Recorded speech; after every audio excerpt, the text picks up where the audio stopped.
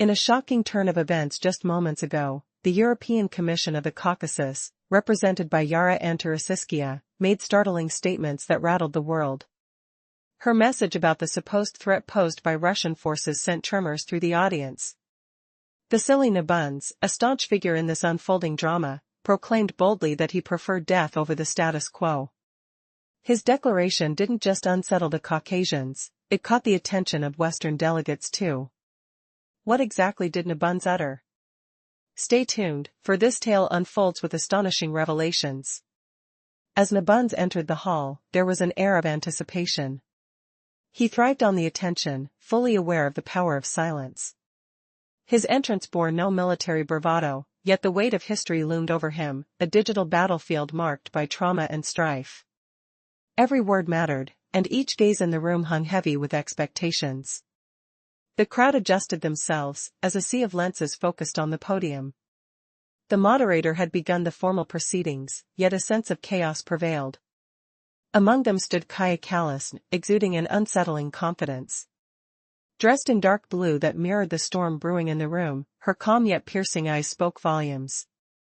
She wasn't seeking a dialogue, instead, her speech would be authoritative, like a well-executed surgical strike.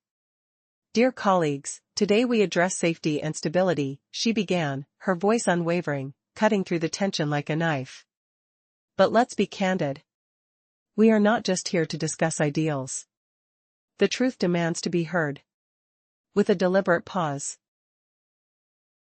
she turned her gaze to Nebunze, her words cascading forth like an avalanche. Russia is not a partner. It is a threat. Her statement hung in the air, electrifying the crowd. We will not let history dictate our future, Kalasne proclaimed, her words resonating like a battle cry. Your nuclear posturing will not intimidate us any longer. The atmosphere crackled as every eye shifted toward Nebunze, awaiting his response. He rose slowly, discipline etched across his face, ready to counter her claims. Ms. Kalasne, he began, his tone calm yet penetrating, you speak of threats. Yet it was your people who sought refuge, your sons whom our forces saved from tyranny. His presence filled the hall, each word deliberate, as if the weight of his ancestors stood behind him, pressing for respect but demanding acknowledgement. Your country, Estonia, he continued, was shaped not just by Western powers but by those you now label as oppressors. We do not seek gratitude. Yet history cannot be dismissed. The raw tension in the air became palpable, each delegate feeling the gravity of Nebunze's defense of a nation intertwined with the past. The exchange intensified. Kalasne's piercing gaze met Nebunze's steadfast stance. You cling to old symbols and past grievances, but we live in a different era, she shot back. Dead symbols do not fire weapons, but fear does. And your fear shrouds not only your decisions but your very existence. Nebunze countered, unyielding in his strength. We fear no one. We rose against oppressors long before you. We stand ready to defend ourselves. Unlike those who cower behind proxies and create chaos. The air thickened with unspoken challenges, the backdrop of a deeper historical confrontation. As their confrontation raged, the audience became spellbound, witnessing an epic clash of ideologies. The silence was charged with unanswered questions: who would emerge victorious? Would they break through the fog of history to find common ground, or would they deepen the chasms of animosity?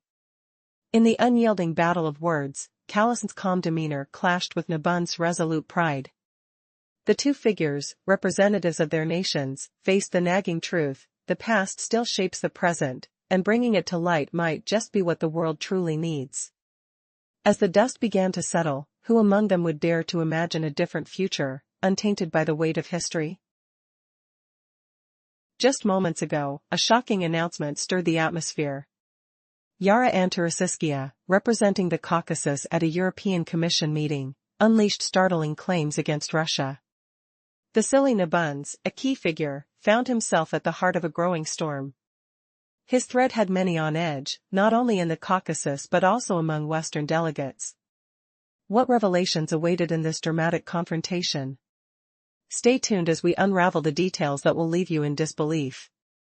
As the atmosphere thickened, Kalasne entered the room, her presence magnetic yet unsettling. Her flawless hair framed a face that bore no trace of warmth, a mask of cold determination. Unlike typical politicians, she was uninterested in small talk. Today, she wasn't merely presenting, she was seizing authority. With each calculated step, she approached the podium, exuding confidence. The room fell silent, and all eyes were fixed on her. "Dear colleagues," she began, her voice soaring, unwavering. "Today, our discussion centers on safety and stability. But let's be frank."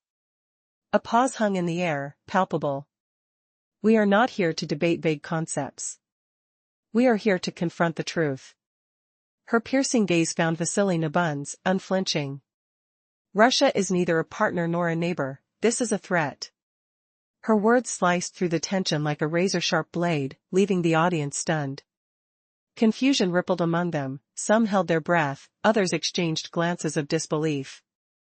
"We will not be intimidated, your military might, your claims, they do not scare us. Europe declares enough is enough." Kaya's words resonated powerfully, like a resonating echo through the hall. "Mr. Nebunze," she added with a faint yet challenging smile, "it's time to truly understand the gravity of this situation."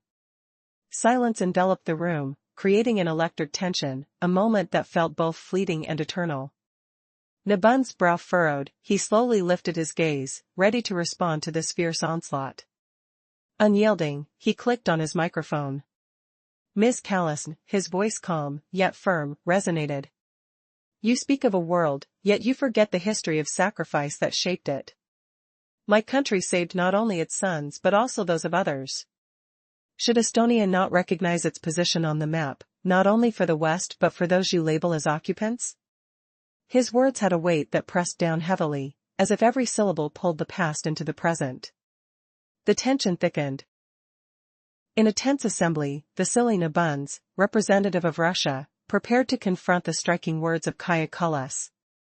Engulfed by a heavy silence, he gripped the microphone, the green light flickering to life as he began. "You're discussing a land, a nation that saved not just its own sons, but also the descendants of those now labeled as occupants. You ask for respect when you forget our struggles. Estonia, a country shaped by its history, still fights for acknowledgement on the world stage." He paused, letting the weight of his words resonate through the room. "You urge us to overlook the past, as if the blood of the fallen can simply be washed away. But let's be clear, we will not pay for these dead symbols. We, the living, strive forward amid these ideals." With deliberate calmness, he closed a folder on the table, an act that spoke volumes. "Do you truly believe these fantasies of yours, Kalasne? Dead symbols may not take up arms, but it's those paralyzed by fear of war that do. If we're no threat, why does NATO bolster its forces? Why the accumulation of outdated military remnants, like tomographs? Who are you really trying to fool here?" His voice was steady but raw with the burden of truth. As the words landed, he noticed the audience's collective intake of breath, their tension palpable. Kalasne remained composed, a glimmer of confidence in her posture, her eyes scanning the room. "You threaten us," he continued. "Your nation is floundering, a shadow of its former self, riddled by desperation. Your sovereignty, a fragile illusion, buoyed by fear and suppression." The audience shifted. A ripple of murmurs filled the air as he kept speaking with unyielding assurance. "Russia fears nothing. Not your past, not your tomographs, nothing at all. We stood against Germany, remembered the horrors of 1941, and here we stand today, unwavering.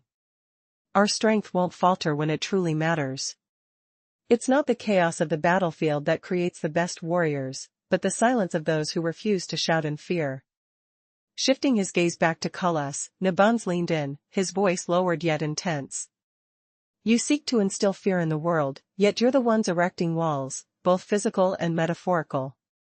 The truth is, it is easier to leave a legacy built on respect than one constructed from whispers of the past. So I ask you, who exactly do you think you're fooling?" In that charged moment, a deep quiet settled over the assembly, anticipation hanging thick in the air, as every eye remained fixed on the two figures. Was this the beginning of a war of words that would lead to something greater? Did this confrontation hold the seeds for an unforeseen escalation? Every second was thick with unspoken potential. In the previous part, tensions escalated as speakers confronted one another, revealing the deep rifts between their nations. Discontent simmered beneath the surface, masked by diplomatic decorum. Each moment in the room was soaked in the weight of history and the specter of conflict. As the debate unfolded, the air crackled with tension. The atmosphere grew thick, punctuated by the sharpness of each word exchanged. One representative, grasping the microphone tighter, spoke with a voice that sliced through the silence like a cold blade. "Your history is not a tale of respect to be claimed at will," he declared, his tone echoing resolutely as the audience hung on every syllable. Those words landed heavily in the room. He watched, unperturbed, allowing his adversary space to speak. Silence, he knew, often carried more weight than the loudest outburst. "Your claims of past grandeur do not obligate us to honor it," he pressed, the vibrant tremor in his voice underscoring each point. "Europe flourished, not because of you, but in spite of you. Our people fought for their freedom, while you merely shifted from one autocrat to another." A ripple of surprise moved through the crowd. It was no longer mere rhetoric, it felt like a fist fight played out in veiled terms. The grim reality of history was unspooling vividly in their minds. He stared straight at his rival as he continued, "Who among you rallied under outdated flags when oppression loomed? Where was your valor when thousands lay buried beneath the weight of tyranny?" The weight of the moment hung in the room. His voice dropped, suffused with emotion. As he recounted the scars of the past, 27 million lives lost, each representing a soul whose dreams ended too soon. "Where were you while we bled for freedom?" he queried, not seeking pity, but demanding recognition of truths buried. He paused, letting the silence deepen, a moment filled with the haunting echoes of history. His opponent, seemingly unshaken, prepared to respond, but faced a question far deeper than mere diplomacy. This moment, like a tightly wound spring, held the promise of upheaval, the potential for revelation. As the crowd observed, something shifted. The representational barriers fell, and what emerged was a palpable humanity. Would silence save them from the past? Did they dare decipher its true cost? The question remained, unanswered for now, simulating anticipation among delegates. It was clear, their children would remain in chains until they could confront the ghosts of their shared past, and, in that moment of unspoken fear, the air thickened. Would they grapple with their truth, or continue to allow history to shackle them? In the emotional climax of this unfolding tale, tensions reached a boiling point. A stark atmosphere enveloped the room, each pulse vibrating with unspoken words. The silence, thick enough to cut, spoke volumes of the unseen struggles. "You seek to imprison us in your narratives," Kaya declared, her words like arrows aimed at the heart of complacency. "But you have failed to acknowledge the toll, the lives lost, and the cries unheard." The audience shifted as she continued, her voice unwavering. "What about the humanitarian bombs that rain chaos upon innocents? Does your conscience stir, or do you only feel justified behind the safety of microphones?" The words landed with a heavy thud, echoing like a thunderclap. People shifted uncomfortably in their seats, eyes darting around, sensing the gravity of the moment. Nebunze faced her, unflinching. He retorted, "We do not build military bases surrounding your lands, nor do we stockpile weapons in nearby territories. You project your fears onto us, but you are the architects of this division."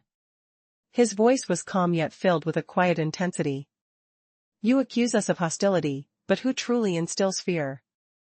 Who fabricates the atmosphere of dread?" The air crackled as the two leaders clashed, each holding their ground. "Your world is fragile," Kaya shot back, "built on the very enmity you now seek to deny. Without your antagonism, what foundation would you have?" The audience was captivated, caught in this verbal crossfire where every statement felt crucial, every silence pregnant with potential. As the intensity reached its peak, an unexpected hush fell. A deafening pause followed Nebunze's final words. It was not surrender, but a moment of reflection, a swan song of tension before the next crescendo. And then, it happened. Not applause, no, it was more profound. A collective intake of breath, a recognition of shared pain and resilience. Kaya stood amidst this charged silence, her heart racing, but she welcomed it. She was intimately familiar with such moments, those where silence felt like a weapon, much sharper and more significant than the din of applause. Respect is not demanded, she stated, it is earned through the courage to confront history, to acknowledge our shared truths. As her words reverberated through the hall, a slow, hesitant applause broke out, a mixture of acceptance and unease. The kind of applause that didn't just recognize performance but acknowledged the weight of their exchange. In that moment, both leaders understood they were shaping not only their nation's destinies but the very narrative that would define their futures. Would they find common ground, or was this only a prologue to greater conflicts? The air thick with uncertainty, the stage was set for what would come next. The stakes had never been higher, and all eyes remained glued to the unfolding drama. In the midst of an intense debate, the atmosphere crackled with tension as factions clashed over the looming specter of war. Just moments ago, the audience sat transfixed, grappling with the powerful words exchanged between two formidable figures, Vasiliy Nebunze and Kaya Kalasne. What ultimatum did Nebunze deliver that sent shockwaves through the hall? Stay with us as we delve deeper into this moment that unnerves both sides. Kaya Kalasne was no stranger to silence. Growing up in Shumia, a place filled with whispers and guarded exchanges, she learned early that words could wield incredible power. As she moved towards the microphone, the air thickened. Every heartbeat felt like a countdown. Another step, another pulse, and she stood at the forefront of a heated confrontation. Her eyes scanned the room, and she felt the weight of every gaze fixated on her. Europe was not born from your regrets, she declared, her voice unwavering. You want us to relive your suffering, but why should we carry the burden? Your painful memories do not dictate our reality.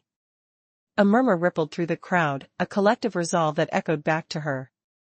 Her posture remained unyielding, and she advanced closer to the podium, the floor beneath her feet resonating with each deliberate stride. You call us naive, but it is you who cling to a past that no longer serves you. Your cries for recognition stem from guilt, not wisdom. The Soviet Union, despite its claims of liberation, only forged new chains. With a sharp inhale, she pressed on, her voice piercing through the heavy atmosphere. We never sought your favor. We fought for our autonomy, for our sovereignty. It's not a hand we ask for, but respect. The audience held its breath, anticipating the fallout. In a calculated move, Vasiliy Nebunze finally leaned into the microphone. Mr. Kalasne, he began, his voice low yet potent. You speak of respect, but you expect us to ignore history. How can you disregard the sacrifices made for your freedom?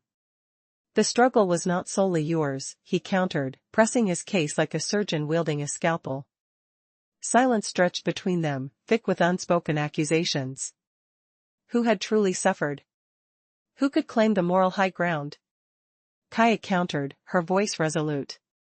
You see your past as a shield, and we see it as a shackle. You presume to know us, yet your understanding is mired in outdated narratives. She could sense his mounting frustration, a crack in his steady facade. But Nebunze was undeterred. Then tell me, my dear Kalasne, if we are so blind to your pain, then why do you insist on dragging us back to a moment we all wish to forget? He proclaimed, his voice resonating with conviction. The crowd shifted uneasily, caught in the crossfire of a dialogue spiraling towards hostility. A charge of electricity filled the air as they rallied their statements like warriors preparing for battle. Each word, each inflection layered with urgency and defiance. This was not just a debate, it was a reckoning. As the climactic showdown unfolded, will either side yield, or will this confrontation spark an irreversible conflict? The stakes have never been higher, and the resolution hangs in the balance. Where do we draw the line between remembrance and the present? The echo of their battle continues to resonate, leaving the audience on the edge of their seats. A shocking tension filled the air just moments ago in a pivotal European conference. Yara Antarasiskia, a representative from a powerful faction, threw down the gauntlet against the Russian delegate, Vasiliy Nebunze. Those words, laden with threat and defiance, sent ripples through the room, leaving many delegates shaken and on edge. What exactly did Nebunze say that cast such a shadow? Picture this: Nebunze, a seasoned speaker, made his entrance amid a heavy silence, an intentional pause, his weapon of choice. Perhaps it was the weight of history that had captivated the audience. In a world rife with digital warfare and prolonged struggles, he knew every moment mattered. His presence was commanding. He spoke not with military bravado, but with the calm intensity of a surgeon ready to operate. The audience, largely silent, sensed the looming confrontation. The hall, cloaked in dark blue and gray, contrasted sharply against a striking blonde figure. Kalasne, the Estonian leader, exuded an icy demeanor that hinted at her resolve. As she stepped forward, her movements were precise, much like a chess player on the brink of a decisive move. Today, she declared, they wouldn't dance around abstract concepts of peace but would tackle the raw truth about security.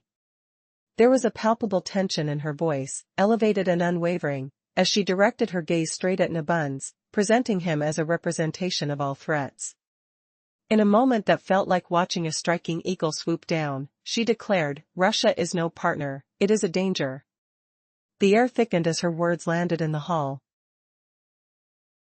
dangling like forgotten promises. We are not afraid anymore, she intoned firmly, your military might will not intimidate us.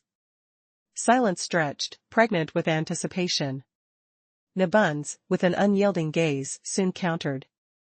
His soft voice, laden with echoes of history, drew on collective memories, a call for respect, not gratitude.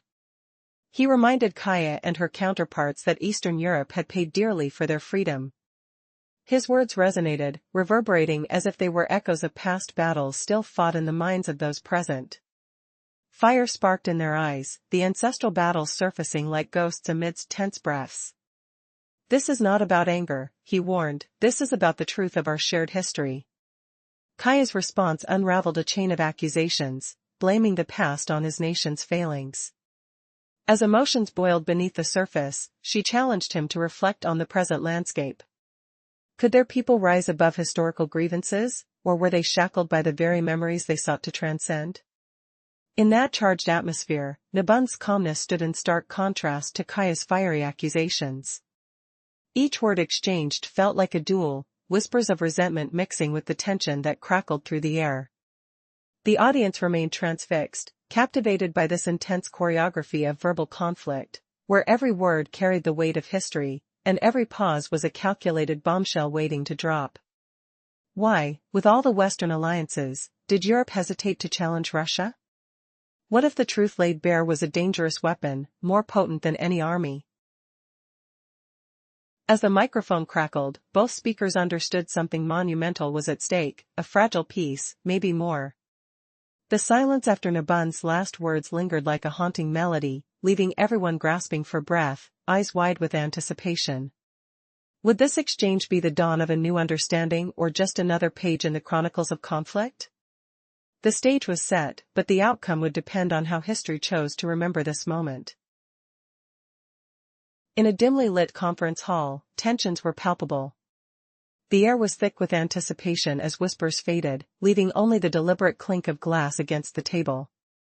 Kalasne, resolute yet apprehensive, sensed a significant moment approaching. She understood that the fragile silence was her ally, a weapon forged from years of diplomacy. With exhaustion weighing heavily on her, she straightforwardly addressed the silence that enveloped the room. Do you know what a weak country does? She posed, her voice piercing through the quiet. It asks for respect. The room held its breath, discomfort evident in the furrowed brows and shifting eyes of delegates. No one moved, and even the buzzing of activity outside felt distant and muted. Suddenly, Bendy, a prominent figure in the assembly, interjected with a calm, almost detached tone. You cannot fight against Russia. No matter how much you attempt to shut it out, it will find a way to penetrate your defenses. The moment felt electric. With her eyes narrowed and a sense of fierce resolve, Kalasne stood her ground. The metaphorical door to regional stability had been smashed, not with finesse, but with overwhelming force. She recognized that this was not just a negotiation, it was a battlefield. Returning to the podium, Kalasne's presence was commanding. Her voice resonated like a clarion call. The future we imagine cannot rely on old powers. Friends, responsibility must illuminate our path. If Russia wishes to belong to the civilized world, it must grasp the essence of accountability. Bendy remained statuesque. The weight of her words settling over him like a heavy cloak. Each listener felt the gravity of her observations. This was not mere rhetoric, these were the principles that defined their existence. Your missiles don't spread peace, she challenged. They sow seeds of division, masked behind a history you misinterpret as absolute. The momentary stillness was deafening. Kalasne's calm demeanor was sharply contrasted by her fierce statements. As long as you cling to the past, you blind yourselves to the reality of the world that surrounds you. This was diplomatic language stripped of its pretenses, it was raw and unvarnished honesty. The echoes of her claim sparked murmurs within the hall. The atmosphere grew tense, ignited by the friction of contrasting ideologies. How would Bendy respond? Would he concede or counter with his own narrative of history and power? Kalasne inhaled deeply, aware that this confrontation could reshape their dialogue. Silence is not agreement, she continued, her voice firm. To remain quiet in the face of injustice is a betrayal of our beliefs. Would Bendy accept this challenge or rebuke her words with the weight of his convictions? In that charged arena, with old alliances fracturing under audible scrutiny, every eye turned to Bendy. The room felt alive with possibilities. With tensions at an all-time high, this exchange was far from over. What would be the next move in this high-stakes chess game? The anticipation of revelation hung heavily in the air, waiting to be broken by the next voice to rise against or stand with Kalasne. In a hidden diplomatic arena, tensions boiled like a storm ready to break. Far from prying eyes, a clash erupted between representatives of the West and the East, over history, threats, and the shadow of nuclear fears. What shocking revelation did the Russian envoy deliver before dawn? One truth that could shatter empires. You won't believe what happened next in this electric exchange. Picture this, the dim lights of the conference hall flickered like dying embers, casting long shadows across polished tables laden with notes of forgotten treaties. The air hummed with the faint buzz of overhead fans, stirring papers that whispered secrets of old conflicts. Kalasne, with her sharp gaze and impeccable suit that spoke of chilly winds on Baltic shores, stood as if carved from ice. Her words cut deep, accusing Russia of being a looming menace, a wolf at Europe's door. Vasiliy Nebunze, the seasoned diplomat with a steady hand and eyes etched by the weight of millennia, leaned forward. His voice, a rumble like distant thunder rolling over Siberian steppe, responded without flinching. You claim we're not bound to history? He asked, his fingers tracing the edge of the podium, feeling the cool wood that grounded him amidst the chaos. But deep within, a memory flickered, a flashback to the raw burn of artillery smoke in Stalingrad, the acrid stench of gunpowder clinging to uniforms, the crunch of frost under boots as soldiers braced against the enemy, saving not just their land but the world from tyranny. No gratitude was sought, only respect. Kaya paused, her lips thinning. The hall's silence deepening like a held breath before a plunge. What if their so-called freedom was just a facade? Now, diving deeper, Kaya had just labeled Russia a relic, blind to the modern world encircled by alliances. Her tone sharpened, not diplomatic murmurs but a blatant challenge ringing out. While you dwell in the past, you fail to see the noose tightening around you, she declared, her voice steady, piercing like a needle through fabric. But Vasiliy countered calmly, his words walling off any retreat. It's you encircling us, he retorted, pointing to radars and missile shields sprouting like weeds on borders. Who here is truly armored with weapons? The question hung in the air, heavy as smoke after an explosion, sharp, lingering, without fire. How many times had Vasiliy stared into the abyss of such debates, the metallic tang of fear mixing with the musty scent of leather chairs worn by generations? Rhetorically, he pressed, do they build for defense or dominion? And as her accusations flew, he revealed their hypocrisy, bases planted near others' coasts, forcing nations into dread. Could their unity survive the mirror he held up? Vasily's paws fell heavy, anticipation thick as fog on a riverbank. Kaya retorted instantly, clutching the edge of the podium with white-knuckled precision. "It's not as haunted by ghosts," she hissed, her words recalling burner trenches and makeshift hospitals reeking of antiseptic and blood. Rhetorically, she challenged, "Can the past truly be buried?" But Vasily's eyes narrowed, and in that instant, everything shifted. Was this the twist where alliances cracked? Continuing the fiery duel, Vasiliy leaned closer, his voice denser now, like steel forging under hammer blows. "You blame us for forgetting, yet you cling to it like a curse," he said, evoking the siege's echoes, the guttural shouts of soldiers, the earthy musk of mud-caked boots. Kaya, trapped in her own echoes, snapped back, accusing him of wielding history as a weapon. Rhetorically, Vasiliy demanded, "Do shadows from Stalingrad justify their modern fences?" He highlighted their dependence on imported gas, the shiver of winter winds fueling their fears. "Your freedom is built on our sacrifices," he accused, his words twisting like a knife in velvet. Shock rippled through the room, the air tasted of salt from unshed tears of humiliation. What unseen blow would Kaya unleash next, her facade glimmering like frost on breaking glass? As the volley intensified, Kaya defended fiercely, her gestures sharp, slapping down claims of shared burdens. Vasiliy, undeterred, shifted the tide. "The world fears you," he stated bluntly, exposing foreign troops stationed on another soil, the clash of boots on foreign earth a palpable reminder. Rhetorically, he probed, "Does talk of unity mask aggression?" Fatigue etched his face, but his resolve hardened, like rock against tide. "You label us a threat while hoarding armies," he concluded, his voice echoing with the sense of battle-worn fields, sweat, metal, resolve. The hall tensed, murmurs swelled like a pending avalanche. Would this revelation expose cracks in the iron curtain of diplomacy? Vasiliy pushed on, dismantling their arguments with precision. "Your future is mortgaged to NATO's might, yet you accuse US of past sins," he charged, referencing Yak-38V/STOL jets and Yak-141 experimental aircraft subtly woven into the fray. Kaya's stance wavered, her polished demeanor scorching under the spotlight. Rhetorically, he asked, "Can bombs drop selectively without shattering alliances?" Pause lingered, building suspense thicker than battlefield fog. What hidden card would Kaya play to turn the tables? In concluding his rebuttal, Vasiliy struck the final chord. "Russia isn't the aggressor, you station forces, impose dread," he said, his words resonating with the distant boom of artillery, the tactile grip of cold steel, the sharp odor of cordite. Kaya faltered visible, delegates shifting in discomfort. Rhetorically, he closed, "Does their build-up signal desperation?" Silence reigned, charged with unresolved fury, applause sparse but genuine. Cameras caught every flicker, allies averted gazes. Would this clash reshape global lines, or ignite unseen flames? Flashback interlude. Amidst the debate's heat, Vasiliy recalled a stark memory, the piercing wail of sirens in 1941 Moscow, the chill of snowflakes melting on fevered skin, the bitter taste of survival rations as comrades rallied against the invading horde. It fueled his voice, a quiet storm.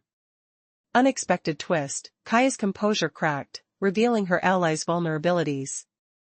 The true humiliation? Their underestimated foe. What blinding act would follow in this diplomatic thriller? In the heated exchange, Vasiliy Nebunze's gaze sharpened with resolve, no longer weary. Rain outside drummed harder against the windows, mirroring the tension. Who truly obsesses over the future?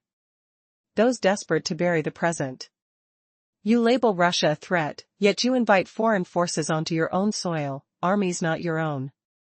But wait, is it you encircling us with radar webs and sky shields? You, arming nations to the hilt, teeth bared in the global arena. So, who prowls as the aggressor? The question lingers, thick and choking, like smoke from a fresh blast, acrid, lingering on the tongue, stinging the eyes. You condemn the shadows of history, clinging tight. Yet, by gripping them so fiercely, are you advancing, or just spitting on favors owed? He fired back, voice steady as stone.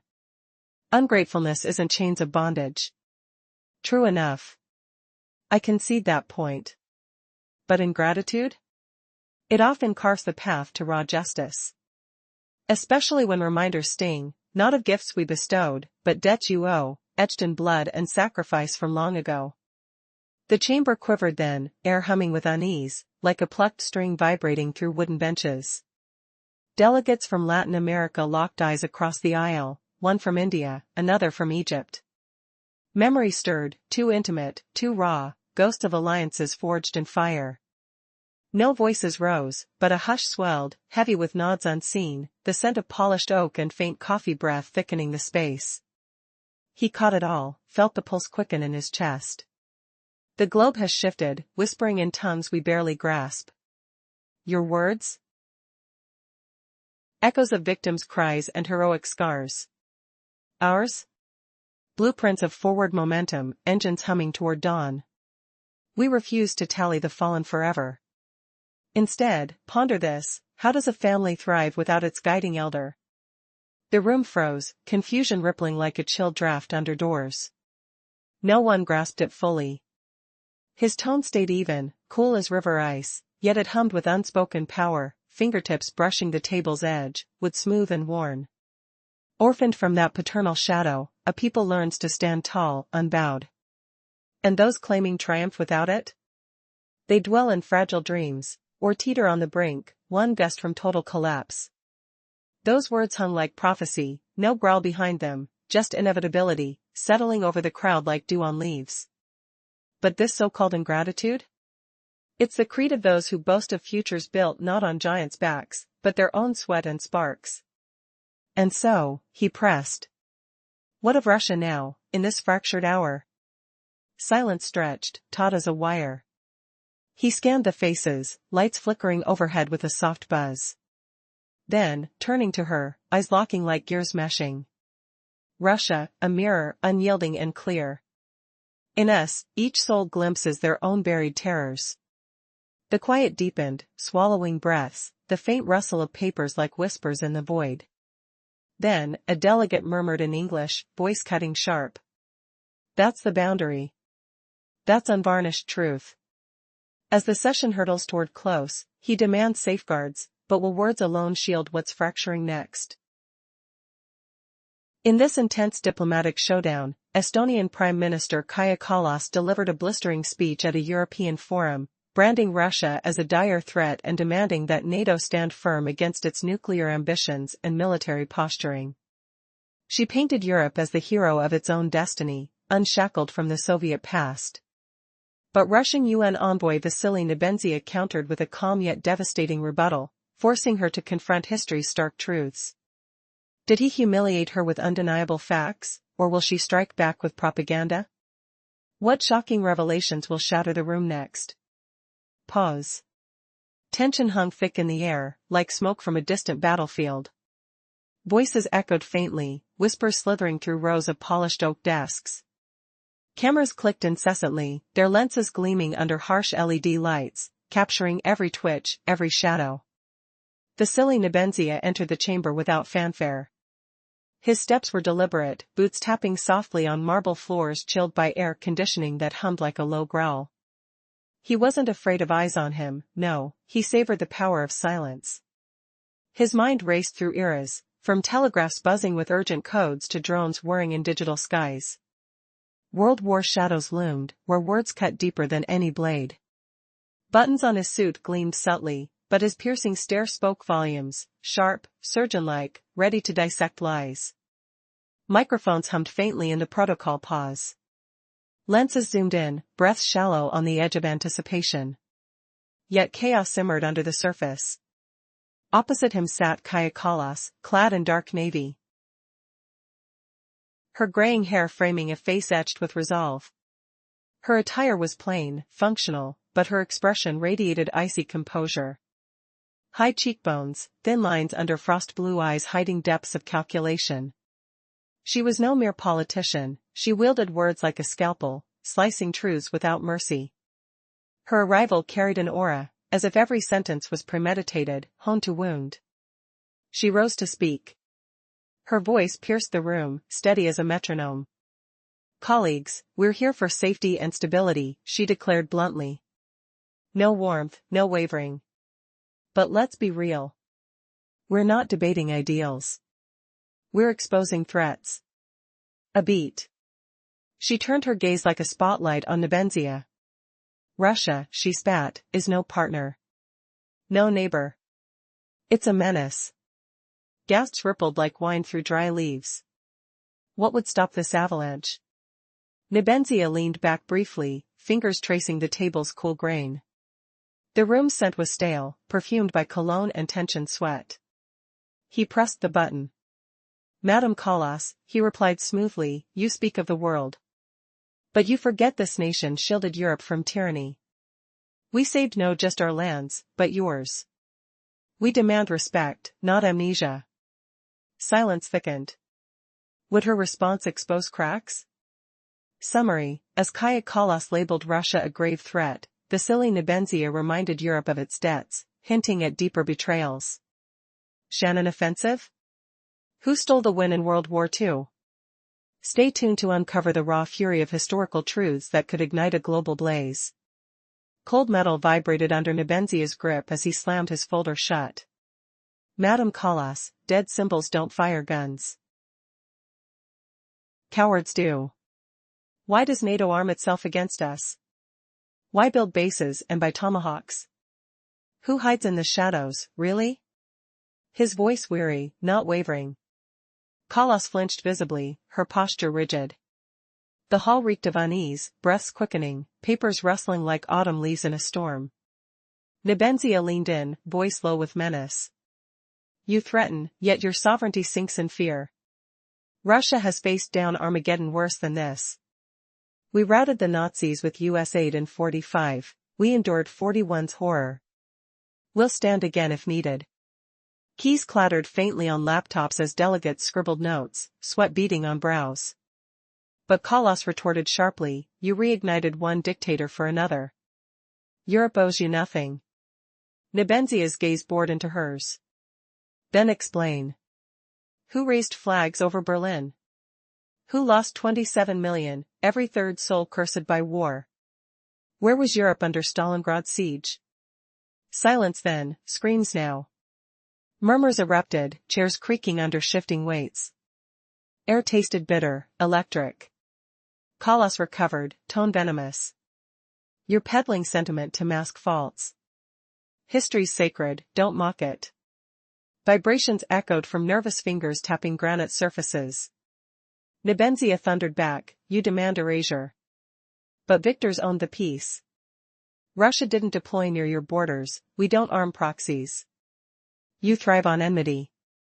Applause scarred the silence, sharp and final. Cameras flashed like gunfire. Was this defeat or dawn of truth? Summary: Nebunze's potent reminders of Soviet sacrifices forced Kalasne into silence, unveiling Europe's forgotten alliances. But as he mocked NATO's weapons, a twist emerged, Russia as humanity's mirror, reflecting fears back at the accusers. Are you ready for the verbal storm's ultimate revelation that could topple alliances? Palpable thud of a gavel in a parallel chamber carried faint vibrations through walls. The room festered with unspoken rage, the scent of damp wool coats and overheated circuits. Kalasne stood rigid, her form taut as a bowstring. You've called us ungrateful, she hissed. But truth ink shapes destiny, not wine's. We're not indebted to you for the Soviet Union's salvation of Europe. That wasn't yours.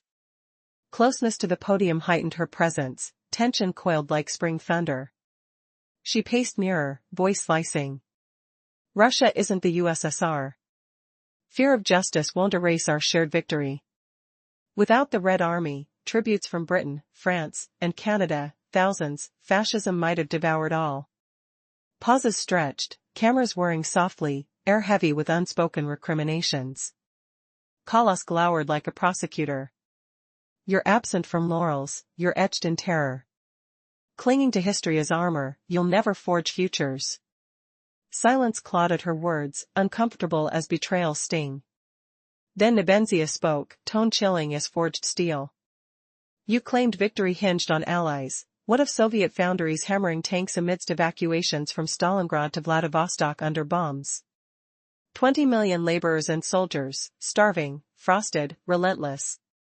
Why carve us out? It's cynical revisionism, rabid history erasure. His voice ached with echo. They didn't conquer alone, yet you erase us. Details lingered in minds like gunpowder's bitter tang. Would this expose overt cruelty, or ignite unprecedented wrath? What raw twist waits in the wings to shatter these fragile bonds? In a tense atmosphere, shrouded by the weight of unspoken histories, a storm was brewing.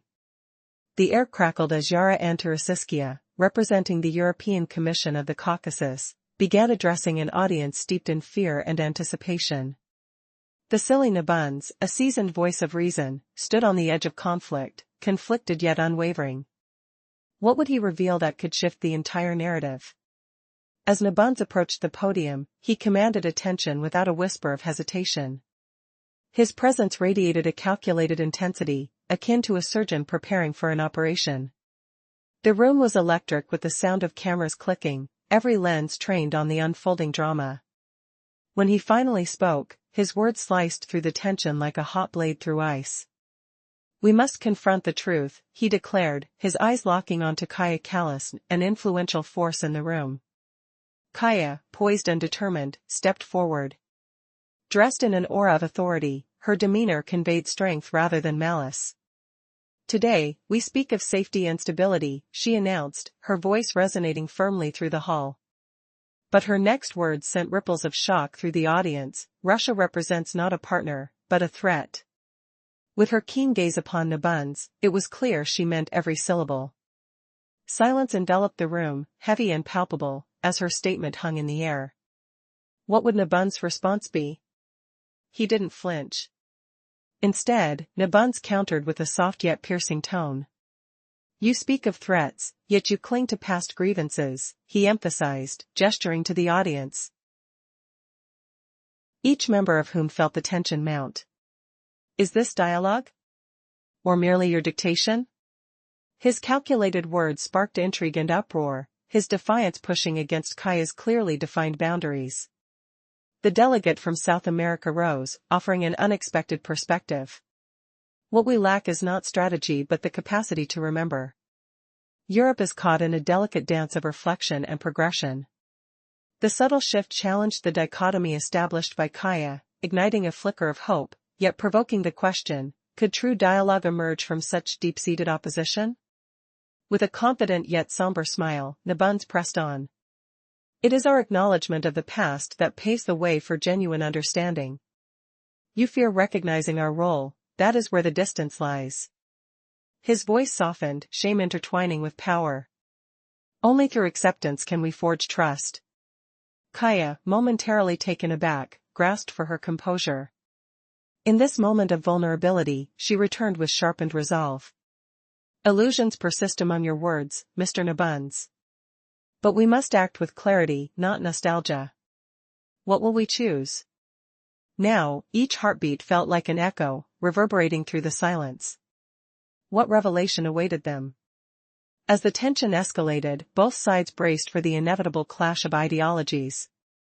The spectrum of emotions flooded the hall, turning words into weapons, history into a battleground. Who would hold the power by the end of the discourse? The stakes couldn't be higher, and the outcome remained uncertain. The fight for truth, respect, and future stability began. Leaving everyone to wonder, would they overcome their fears or be consumed by them? In a world where dialogue often masquerades as manipulation, a palpable tension filled an elongated hall one fateful afternoon. The clock ticked ominously as Kalasne, a formidable figure, prepared to confront her opponent, Vasiliy Nebunze, a stalwart representative of the old guard. The air thick with anticipation, she stepped forward, her every movement precise, like a chess master playing her final gambit. But this was not mere political theater, it was a battle for truths hidden beneath layers of history. As she took the microphone, her voice resonated through the space. Let's be clear, she proclaimed, confidence radiating like heat from a fire. We are not here to debate abstract values. We are here to speak the truth. The audience leaned in, hungry for clarity, sensing the gravity of her words. You claim to seek dialogue, she continued, but if it is only through your lens, it becomes dictation. So, why listen to us? A ripple of quiet amusement coursed through the hall as her challenging words echoed. Kalasne paused, allowing the weight of her statement to settle. Your independence, she dared to say, is shackled by illusions. You fear not just Russia, but the very truth you suppress. Her words struck like a thunderclap, and silence enveloped the room, an unwilling acceptance of a bitter reality. The seasoned delegates were acutely aware of the narrative they had constructed, an illusion that masked their deep-seated fears of losing control. For a moment, Nebunze remained stoic, his expression inscrutable as he absorbed her accusations. The moderator intervened, hands raised, aware of the precarious situation unfolding. But Kalasne, unyielding, stepped in again, her voice sharp as a surgeon's scalpel. Silence your doubts, for they are not weapons of power but merely echoes of fear. If we are to move forward, the conversation must involve all voices, not just yours. As the tension reached its zenith, Nebunze finally responded. His voice was icy, like the breath of winter. You speak of freedom, yet your history ties you to a narrative of oppression. The hall held its breath, each word released a shockwave of uncertainty. Who do you blame when you silence the past? He sought to rattle her composure, seeking to reclaim the momentum by confronting her directly. Yet, Kalasne stood firm. Your ghosts do not dictate my fate, she replied, the strength of her conviction evident in every syllable. But you choose to stay shackled to your history, and that, dear friend, is your true limitation. The spectators hung on her every word, tension tightened like a coiled spring. How would this encounter end? As the air thickened with the unsaid, everyone wondered, would clarity emerge from chaos? Or would the dialogue dissolve into mere rhetoric, leaving both sides as they were, caught in a seemingly endless cycle of blame? In the face of looming tensions, all eyes were transfixed on them, expecting each line of dialogue to reveal hidden truths and unexpected twists. As Kalasne and Nebunze squared off, the world watched in silence, a haunting reminder that the stakes are far higher than mere politics. This moment was not just a battle of words, it was a crucible of ideologies, where past and future collided, leaving an indelible mark on the path toward freedom. Would they break the chains or reinforce them further? The answer lay in the next breath, the next word, and in the aftermath of silence. As the tension hung thick in the air like a storm about to break, Kalasne seized the moment without waiting for permission. Her words sliced through the silence, sharp as a blade scraping against stone in a forgotten chamber. Enough with the echoes of history, she declared. Russia isn't just a shadow on Europe's edge anymore. No, it's a danger to the very core of a free world. You speak of memories and truths. But here's the real truth, ladies and gentlemen. You're not the victims here. Your nation crafts a worldview so narrow, so black and white, where differing thoughts have no room to breathe. Everything is either with you, or against you. This isn't remembrance. This isn't diplomacy. This is fanaticism, dressed up as a shield for your so-called independence. The room stirred, alive with murmurs that rippled like waves on a still pond. A few Western envoys shifted uncomfortably in their seats, their faces paling under the harsh lights. Supportive glances darted across the aisles, reflections flickering in the polished mirrors lining the walls. More than one head hung low, as if the weight of unspoken regrets pressed down. Kalasne pressed on, her voice steady, unyielding.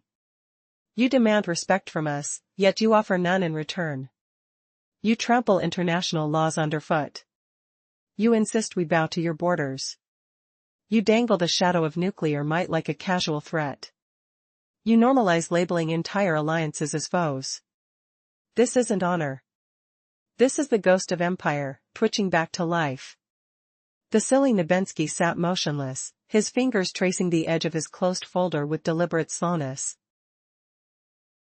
The paper cool and smooth against his skin. The air grew heavier, scented with the faint polish of wooden panels and the subtle tension of held breaths. Then, with measured calm, he pressed the microphone button. A soft click echoed, the green light glowing like an unblinking eye. Imperial reflex, he echoed her words, his tone low and even, carrying the weight of distant thunder. He locked eyes with her, unwavering, as if peering into the soul of the accusation itself.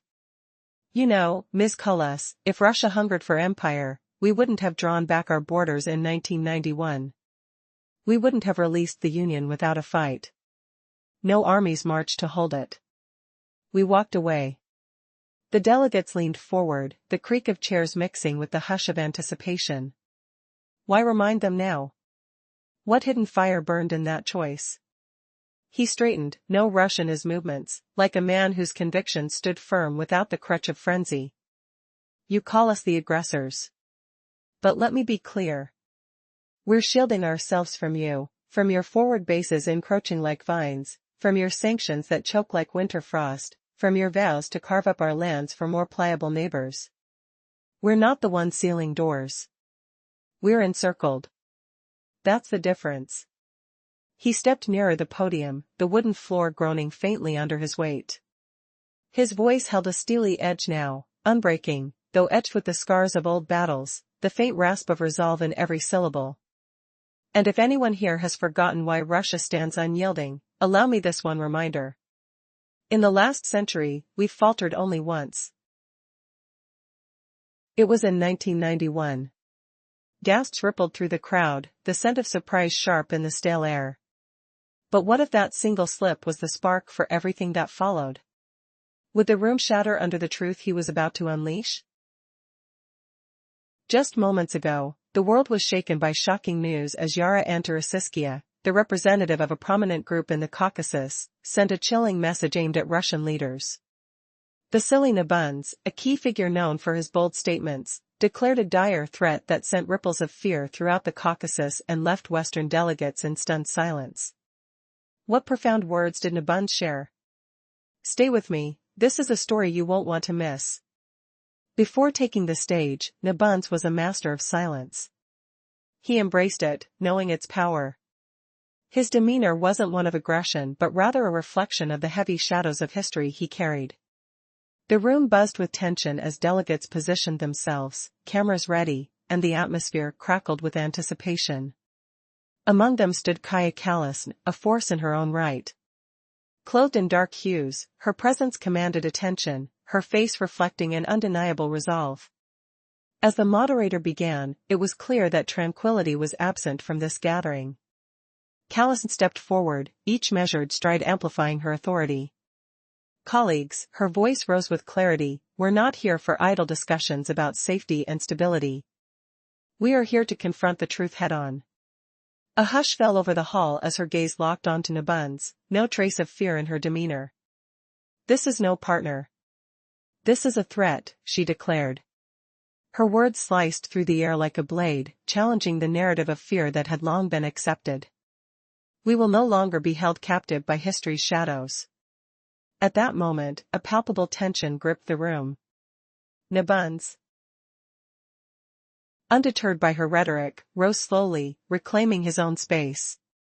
He knew the power of the spoken word, how silence could be deafening. You speak of threats, Ms. Kalasne. But let's remember why we are in this position. Only once in a century, in 1991, did we falter. Now, we are regrouping. We're done being framed as aggressors, he replied, his voice steady yet laced with a biting edge. The floor trembled under the weight of their words. Kalasne's calm facade showed cracks. Would she relent? Or could she counter his steel resolve?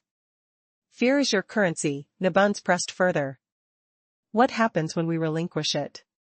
If Russia ceases to tremble, what becomes of your policies? An electric silence fell. The audience was captivated, holding on to every syllable exchanged. In this battle of declarations, the stakes were high. Kalasne's retort echoed across the hall, challenging Nebunze's claim with historical weight. Yes, but without fear, what do you stand upon? She countered, gazes intensifying as they exchanged ideological blows over the future. Did they truly seek dialogue, or were they intent on power? The room crackled with the scent of unyielding tension and anticipation. Each moment danced on a knife's edge, as emotions clawed for release. Suddenly, a representative from Kenya approached the microphone, breaking their cycle. He posed a thought-provoking question. Were they truly listening, or merely fighting a battle of rhetoric? It hung in the air, a thread of possibility. Could they step back and acknowledge the broader implications of their struggle? As silence enveloped the room, you could taste the shifting dynamics. With both sides momentarily subdued, the weight of a shared past loomed large. Perhaps tomorrow could be built anew. But just before they could breathe, Nebunze pressed a button, and his words filled the air again, weaving through the intensity. If we are to talk about tomorrow, we must first confront today. Why is our dialogue tainted by our respective pasts? The stakes couldn't be higher. With tension peaking, they hovered on the brink of an ideological abyss. What would be the outcome of this charged discourse? In the heart of a fractured Europe, a critical moment unfolds.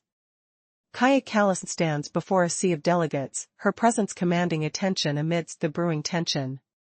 Vasiliy, representing a distant power, clings to the remnants of a legacy that many wish to leave behind. But today, the air thickened with resolve. Kalasne's voice rings clear, echoing like a war trumpet, unveiling the truth shrouded in decades of strife. Let's be honest, she begins, her tone a deliberate knife that slices through the air, seeking to awaken the room. How can we discuss the future when shadows from the past loom large? If you cling to illusions, you risk your very foundation. Her words, low and measured, reveal the weight of her exhaustion, a collective fatigue shared among those who have navigated the turbulent waters of diplomacy to arrive at this pivotal moment. A silence descends, heavy and monumental. Nebunze sits, the embodiment of defiance, yet his gaze betrays a flicker of realization. For every bark of a dog, every threat that colors our exchanges, we fear for our lives in a world built on distrust. And so, he challenges them, remove the menace if you wish for dialogue. We do not seek your coexistence, we yearn for respect. Suddenly, a shift occurs in the hall. Some delegates turn their attention inward, reflecting on the gravity of their choices. In this intimate atmosphere tinged with vulnerability, the faint sound of a breath can be heard. With each heartbeat, a new understanding emerges, that sometimes, silence holds more power than words. While one may scream for acceptance, the true strength lies in the ability to listen. Kalasne, poised and defiant, sheds the role of mere diplomat. She transforms into a warrior of truth, standing against the tempest of falsehoods. Without fanfare, she boldly confronts Nebunze's tight grip on nostalgia. You speak of memory as if it is a shield against oblivion, she challenges. But remember this, the past won't propel you forward. The room pulses with uncertainty. Every eye is glued to the solitary exchange, captivated by the unspoken stakes at play. The air crackles with potential, and neither side is willing to concede ground. You have clung to history, she continues, her expression unwavering. But you cannot move forward with ghosts as your only allies. The collective tension becomes palpable, a magnetic force drawing all hearts and minds to the epicenter of this defining moment. A question hangs in the air, a volatile spark. What are the true consequences of clinging to a history steeped in loss? As eyes flicker, weighing the need for acknowledgement against the desire for a hopeful future, the hall holds its breath, awaiting the next exchange that could change everything. Kalasne, resolve crystallizing within her, prepares for the next sweep of dialogue that could forever reshape this fraying tapestry of nations. Will they embrace a path to respect, or succumb to the seductive pull of the past? The ticking clock amplifies the silence as they all contemplate the answer lurking just beyond the horizon of this historic confrontation. In a world fraught with tension, a significant event unfolds in a grand hall, filled with delegates from all over Europe. The air is thick with anticipation as whispers of political strife weave through the crowd. Among them is Vasiliy, a representative of Russia, who knows that what he says could very well change the fabric of this gathering. His presence commands attention, and everyone braces themselves for the impending exchange. Suddenly, Kalasne speaks, her voice piercing through the muted atmosphere. We are not here to discuss abstract values, she declares, her tone resolute. Kaya's words fall like thunder, signaling a shift in the balance of power. Today, we confront reality. Russia is not our partner, it is a threat. Her gaze fixates on Nebunze, an embodiment of determination, as the audience shifts nervously in their seats. Kaya's rhetoric cuts deep, echoing with a clarity that strikes at the heart of influential relationships. The silence that follows is deafening. Nebunze, unruffled, prepares to respond. When he finally speaks, his voice is steady, as if he's merely stating facts. You speak of respect, yet it seems you've forgotten the lessons of history, he asserts. The tension in the room thickens as he counters her arguments, detailing the sacrifices of the past. He paints a vivid picture of struggle and endurance, forcing his adversaries to confront the reality of their shared history. But Kaya counters with precision, challenging Nebunze on the very essence of his claims. Your history doesn't dictate our future, she retorts. Her passionate conviction sparking waves of unease among certain attendees. As the verbal battle ensues, each participant becomes more animated, their emotions flaring like flames in a gusty wind. In the midst of the unfolding conflict, a haunting thought lingers. How did the very foundations of trust and respect between nations erode to this? The tension dives deeper, and every exchanged word is a reminder of what's at stake.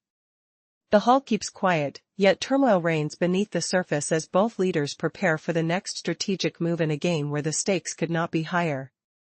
As the air hangs heavy with unspoken fears and unresolved conflicts, one question remains unanswered. Can dialogue pave the way for a new beginning, or is the past too entrenched, leaving only shadows where hope once flourished? The outcome of this gathering bears consequences that ripple far beyond these four walls. And the world watches, breath held, waiting for the moment when silence will finally give way to a new era. Thus, the stage is set, and the clock ticks on, leading to an inevitable climax where every decision matters, and the sound of applause might just signify a turning point, or the echo of yet another missed opportunity. You accuse us of dwelling on pain in a system. Could it be that the system thrives when pain blurs into numbness? You've crafted Europe as a bubble of ease, not a global mirror. No sharp memories clutter it. No awkward truths intrude. And now, anyone daring to remind you of your dark choices becomes labeled a threat. Kaya's words stung. She didn't shout.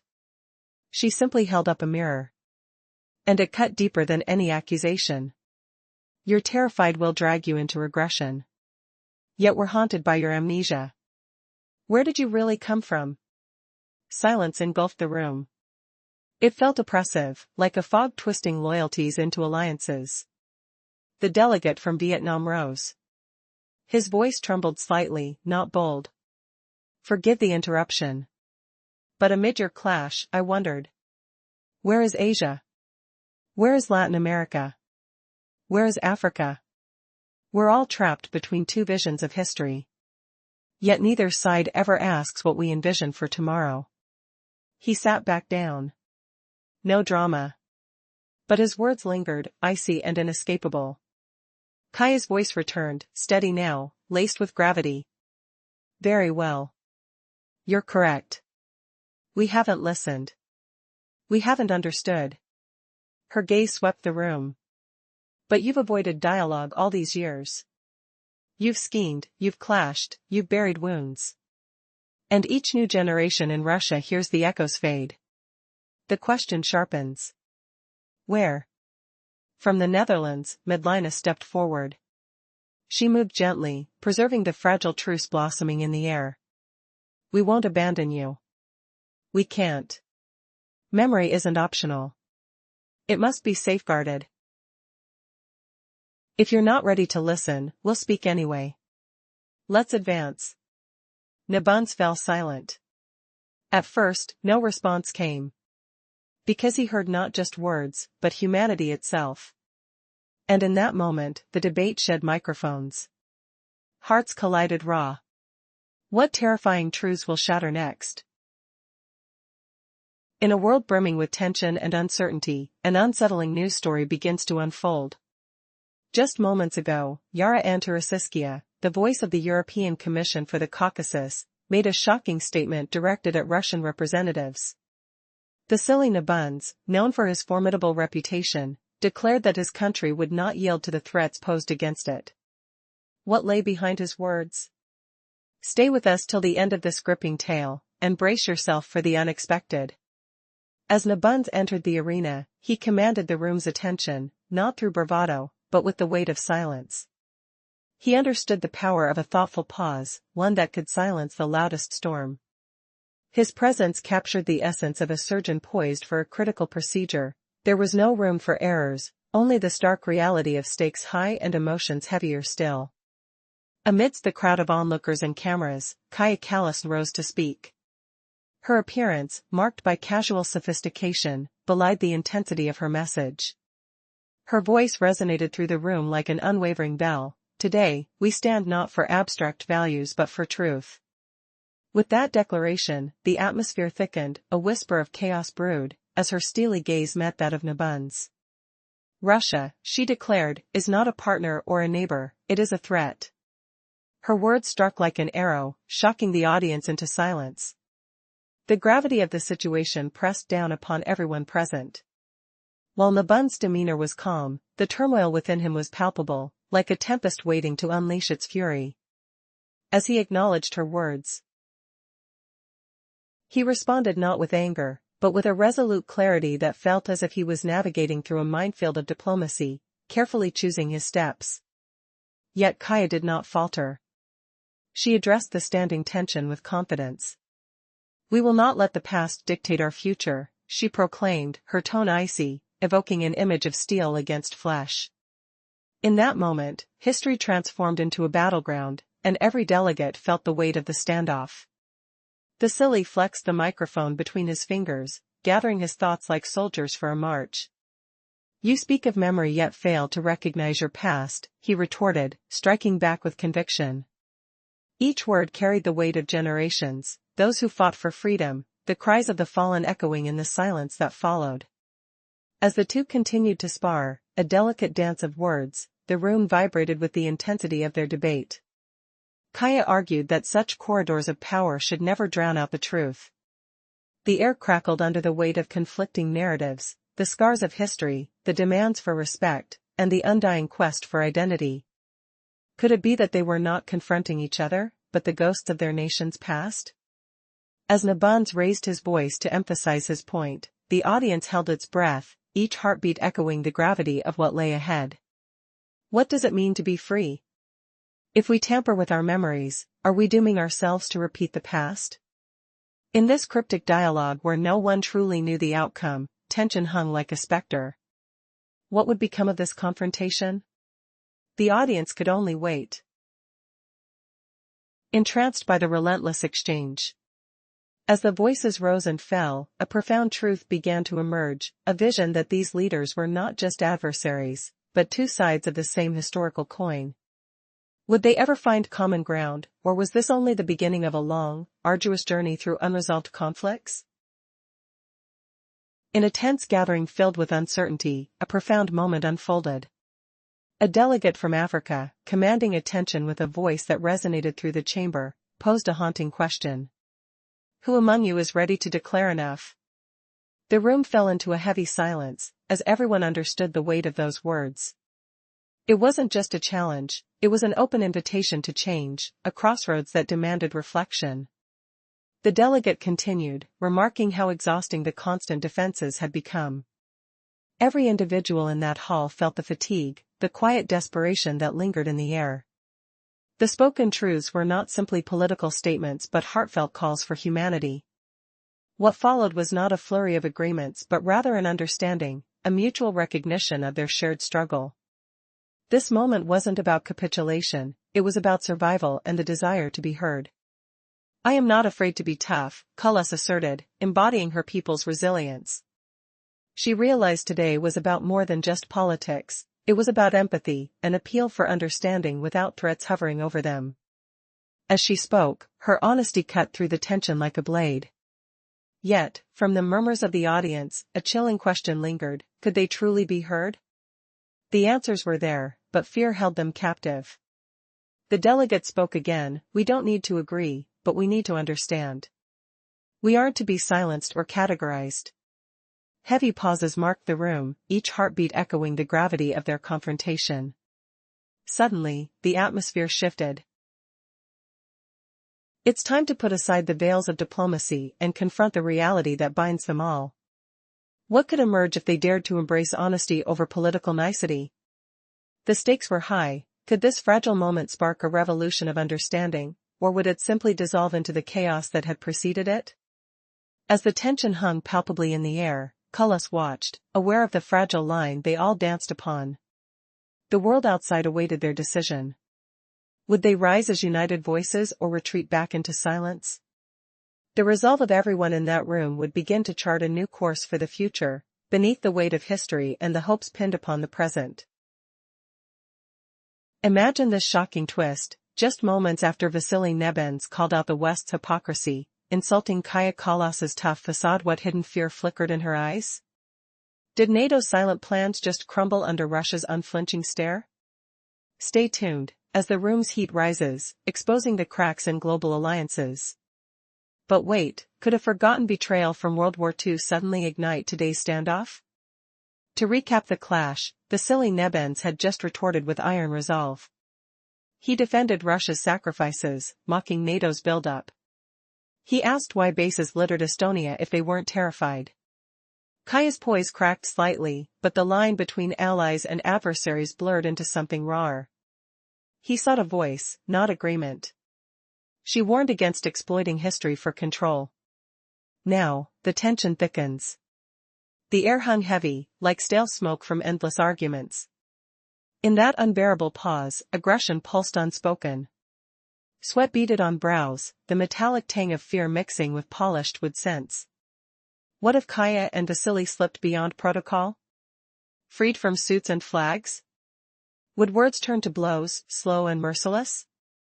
The crowd shifted, gasps escaping like steam from a kettle. They weren't diplomats anymore. No, just weary souls, haunted by echoes of pain.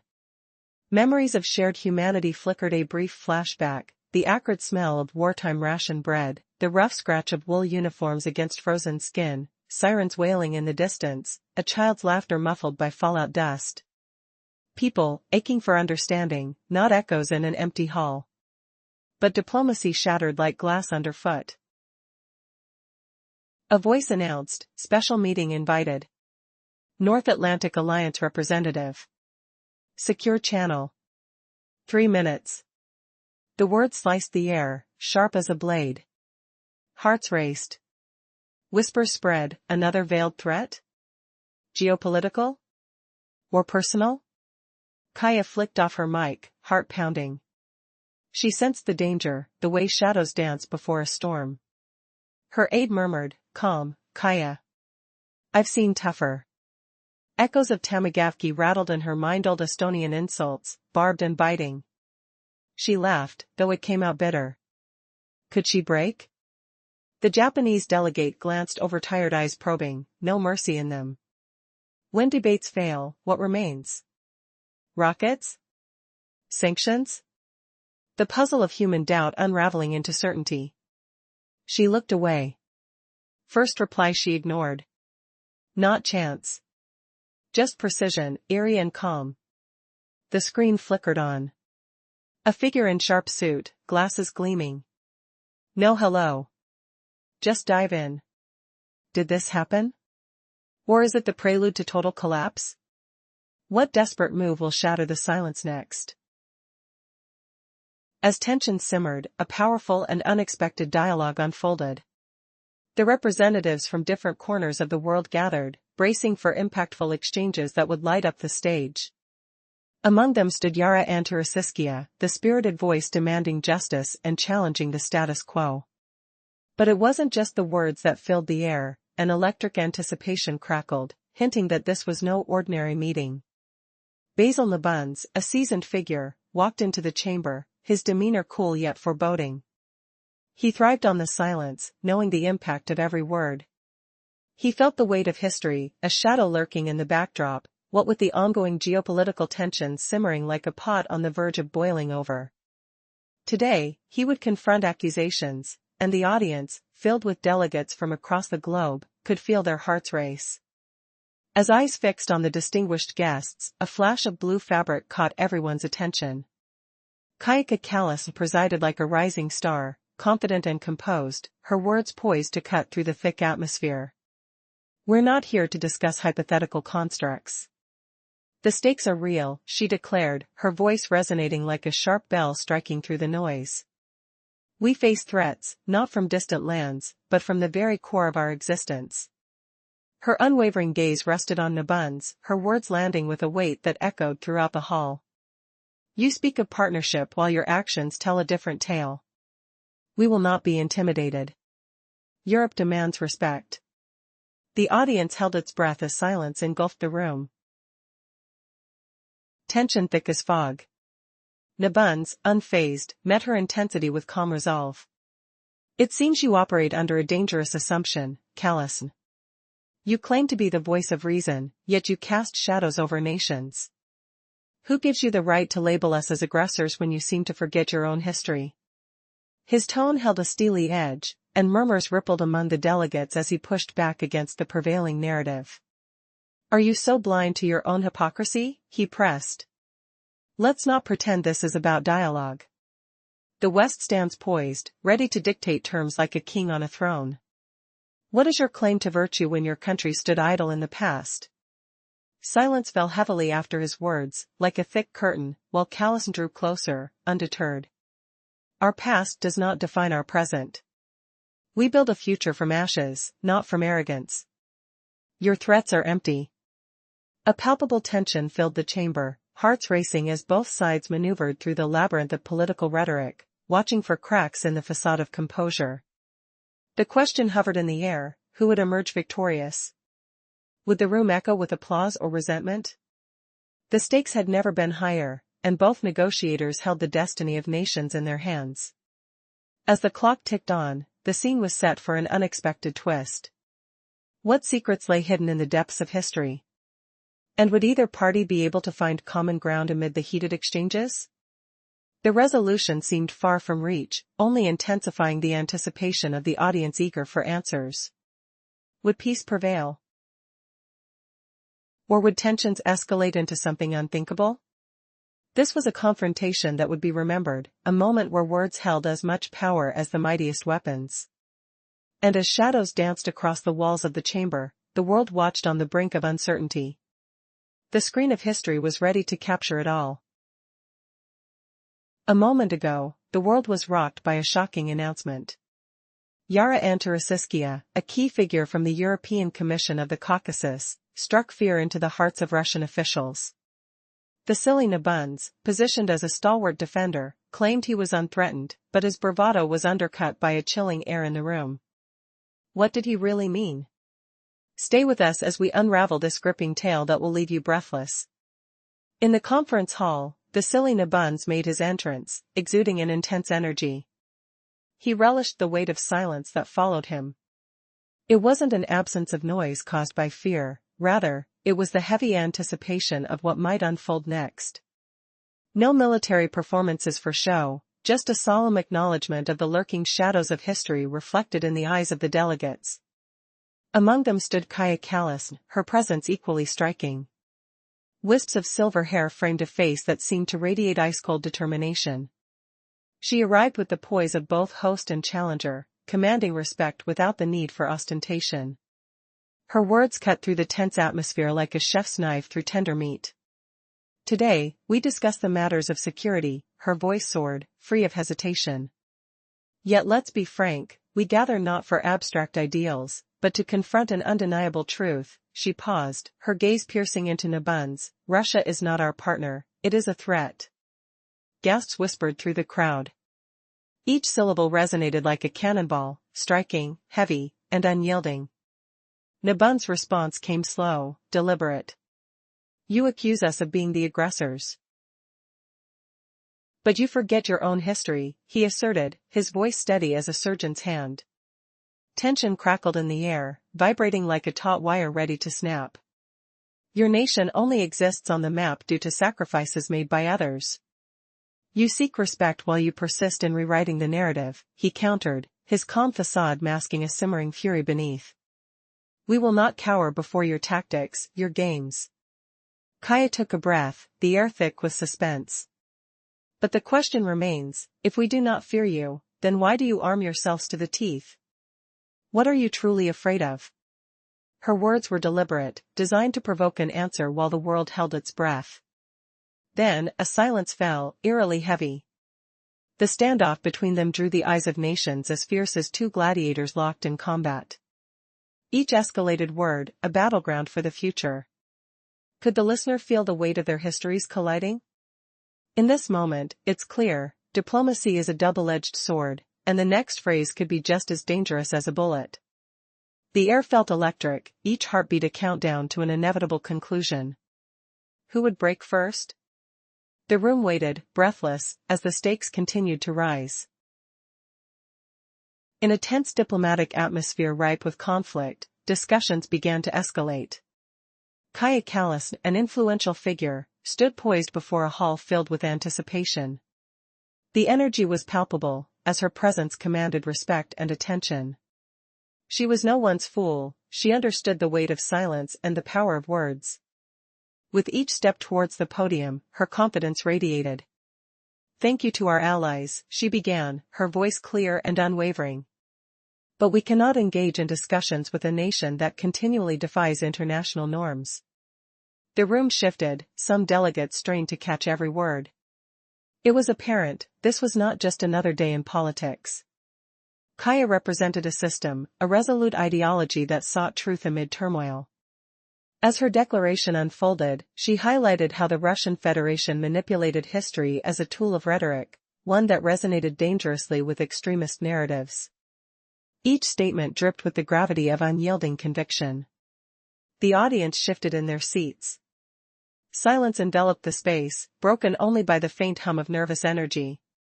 I declare, she continued, a steely gaze locking onto her opponents, Europe stands unwavering against any attempt to reshape the ideologies of our past for their own narratives. The fervor of her words resonated deeply. But behind her assertiveness lingered an internal battle, a struggle that Kaya fought keenly within. She had seen this theater of politics before, yet still, her heart ached with a bittersweet realization. As she stepped away from the podium, the air around her felt charged.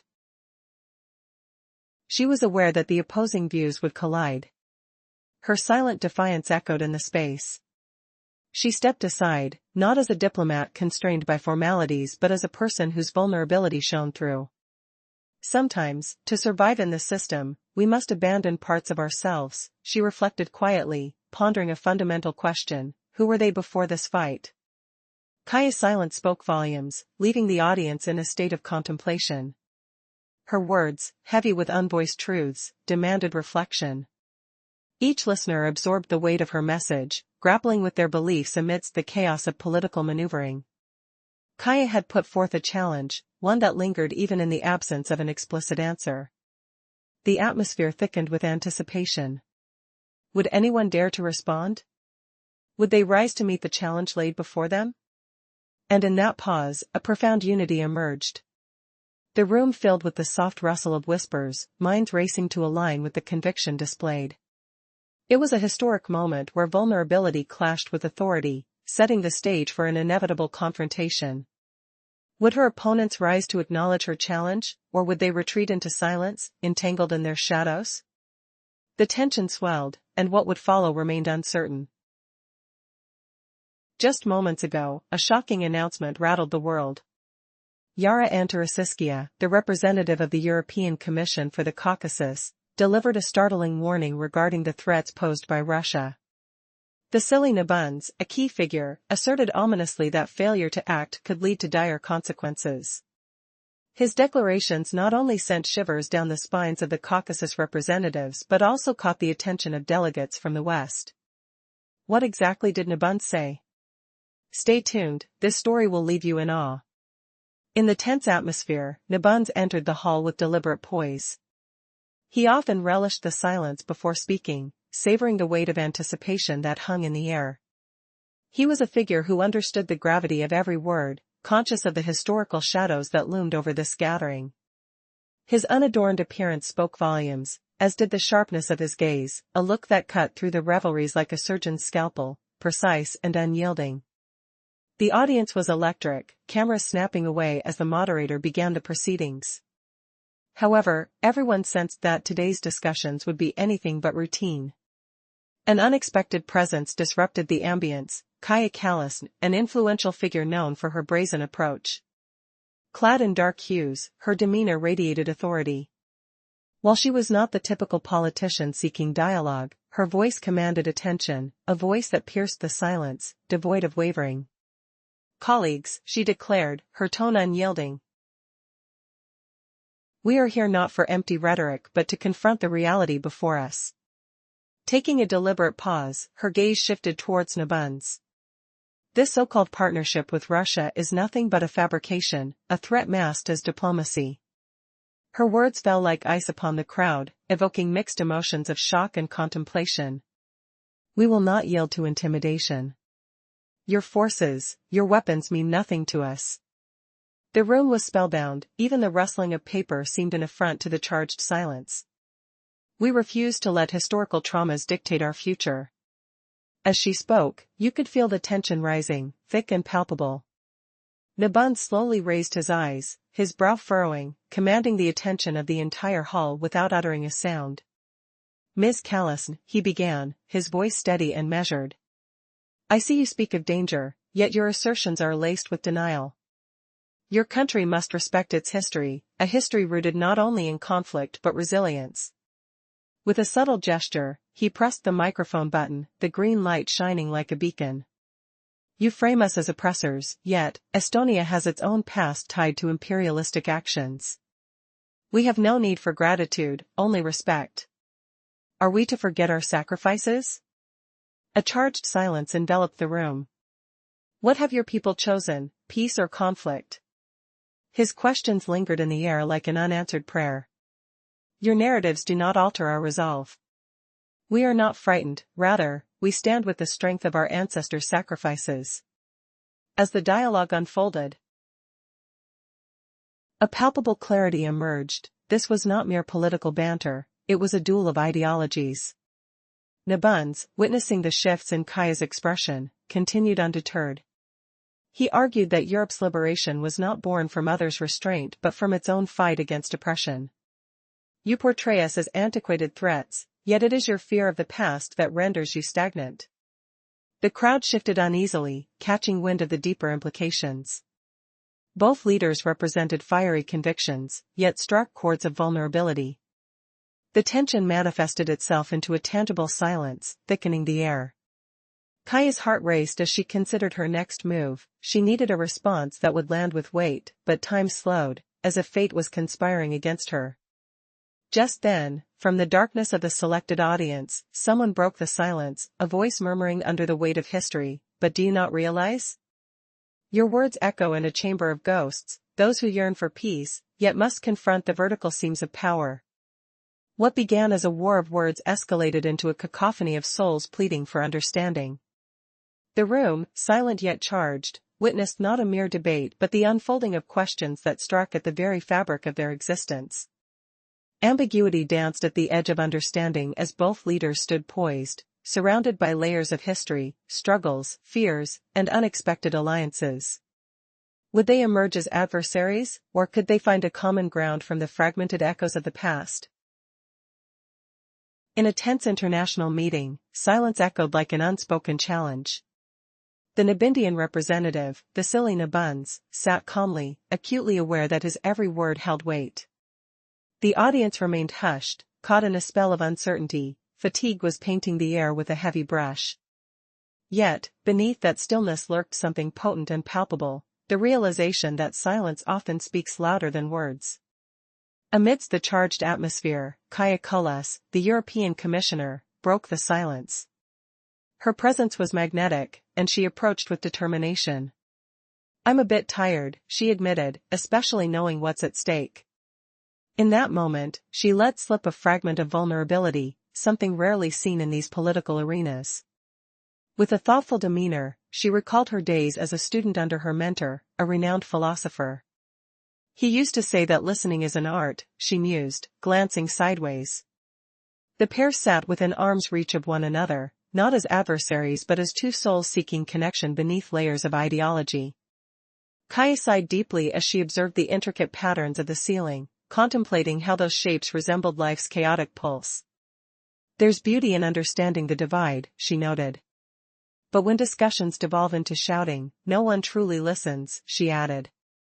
What if, she suggested, her voice barely above a whisper, we could convey our fears without raising our voices? Imagine dialogue that doesn't crumble under pressure. She sensed the gravity of her statement weighing in the air like a storm about to break. Vasiliy met her gaze. A glimmer of intrigue appearing. They were two figures from starkly different worlds, yet perhaps not so different after all. Could it be that both sought understanding but were ensnared by traditions of conflict? The quiet stretched further, and within that pause, the possibility of reconciliation flickered. Determined to delve deeper, Kaya leaned in closer, her voice betraying a sense of urgency. What if we stopped seeing each other as mere representatives of our nations and began to regard ourselves as individuals? Her words hung in the tension-filled air. If only the complexities of power could be simplified into human connection. As silence enveloped them, one could almost hear the heartbeat of the room. Would they venture forward into understanding, or would the weight of their histories drag them back into chaos? In a world teetering on the brink of chaos, the air crackled with tension. Just moments ago, shocking news reverberated through international corridors. Yara Antarasiskia, the sharp-tongued representative from the European Commission, delivered a scathing indictment against Russia's actions. Vasiliy Nebunze found himself at the center of this storm, a storm that promised to uproot the very foundations of diplomatic decorum. What had been said in that room? Stay tuned, as this story unfolds with unexpected twists. The atmosphere was electric as Nebunze made his entrance, deliberately unhurried. He met each gaze with a confidence that spoke of deeper knowledge, a knowledge of history's shadows. The stakes were high, but he kept his composure, much like a surgeon about to make the first incision. The tension thickened, signaling that no one could predict what would come next. Kalasne, a fierce presence in the room, demanded attention without uttering a word. Dressed simply yet elegantly, her demeanor emanated authority. She was not merely participating in a discussion, she was in command. Her opening statement shattered the room's stillness. Today, we are here to confront uncomfortable truths. Her voice sliced through the air with precision, daring anyone to challenge her. As her gaze landed on Nebunze, the silence was palpable. What would follow? She proclaimed, Russia is not our ally. It is a threat. The echo of her words seemed to reverberate off the walls, leaving everyone suspended in disbelief. The hushed atmosphere was pregnant with anticipation. Would Nebunze retaliate? Suddenly, he took to the microphone, his expression steady, each word selected thoughtfully. You speak of threats, but let's not forget your own history with aggression, he countered softly, his voice resonating deeply. This was not just a clash of opinions, it was a battle of narratives. The room became a battlefield, each word a weapon, each pause a strategy.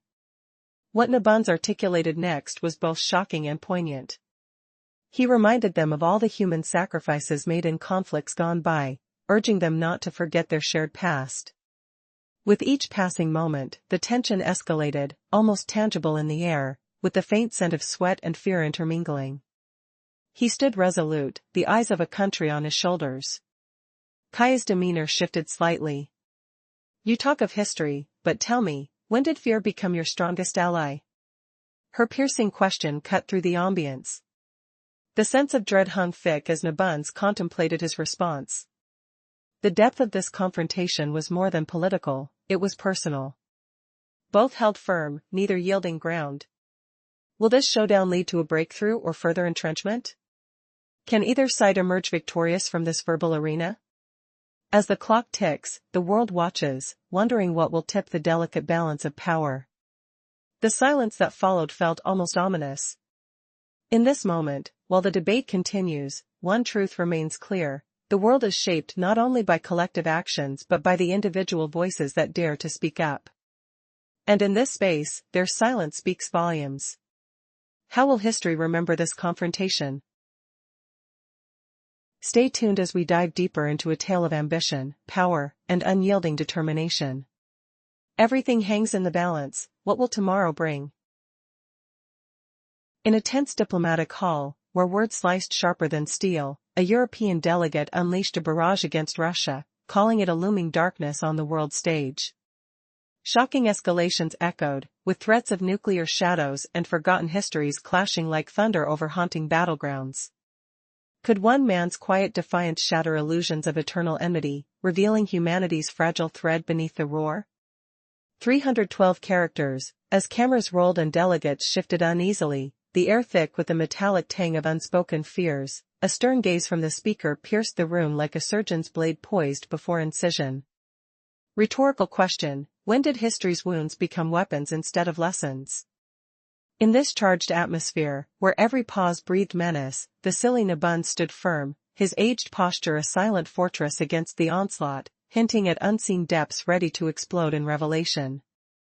Building on that silent power in the hall, where eyes burned hotter than distant fireworks, Kalasne rose like a storm surge, her icy words crashing against Russian resolve with the force of crashing waves. Smell the ozone scent of impending storm from her veiled cold eyes, sharp as frostbitten steel, labeling Russia not as ally but as a predator clawing at Europe's throat. Question: what if her ironclad accusations masked deeper trembles? Cliffhanger: yet as she dissected the air with claims of inevitable collapse, Nebunze's steady grip on the microphone whispered promises of unyielding counterstrike, pulling the room into a vortex of breathless anticipation. Amidst the echoes of her blistering pronouncements, where applause died like embers in rain, Vasiliy Nebunze leaned forward with the gravity of ancient oaks rooted deep. His voice, soft yet resonant, brushed against the chill like warm breath defying frost, reminding Estonia's debts owed to Russia's shadowed sacrifices, urging respect over erasure. Sensory touch: feel the cold sweat of delegates tracing fingers on polished tables as he evoked lost sons and forgotten fronts. Provocative fact: did you know NATO's own bases circle like hawks, betraying paranoia?